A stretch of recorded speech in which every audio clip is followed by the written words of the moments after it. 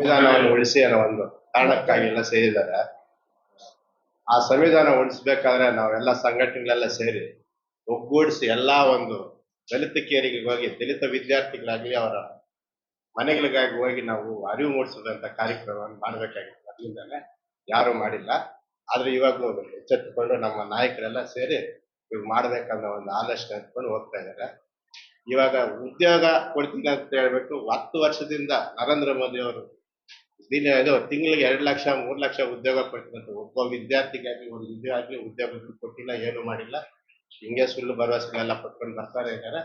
ಆದ್ರಿಂದ ನಾವು ಸಂವಿಧಾನವನ್ನು ಉಳಿಸ್ಕೊಂಡು ನಮ್ಮ ಜನ ಏನಿದ್ದಾರೆ ಅವ್ರಿಗಾಗಿ ನಾವು ಇದ್ ಮಾಡ್ಕೊಂಡು ನಾವು ಈ ಸಂವಿಧಾನ ಉಳಿಸುವ ಒಂದು ಪ್ರಯತ್ನದಲ್ಲಿ ನಾವು ಕಾಂಗ್ರೆಸ್ಗೆ ಮತ ಕೊಟ್ಟು ನಾವು ಏನಿದೆ ನಮ್ಮ ಮುಂದಿನ ಇದು ಪೀಳಿಗೆಯಲ್ಲಿ ನಮ್ಮ ಭವಿಷ್ಯತ್ತನ್ನ ನಾವು ಚೆನ್ನಾಗಿ ಮಾಡ್ಕೊಡೋಣ ಅನ್ನೋ ಒಂದು ಉದ್ದೇಶಕ್ಕಾಗಿ ಈ ಸಮಾವೇಶ ಮಾಡಕ್ಕೆ ಬುಧವಾರ ಅಂತೂ ಎಲ್ಲ ನಮ್ಮ ಸಂಘ ಸಂಸ್ಥೆಯ ಮುಖಂಡರುಗಳೆಲ್ಲ ಸೇರಿ ಬುಧವಾರ ತೀರ್ಮಾನ.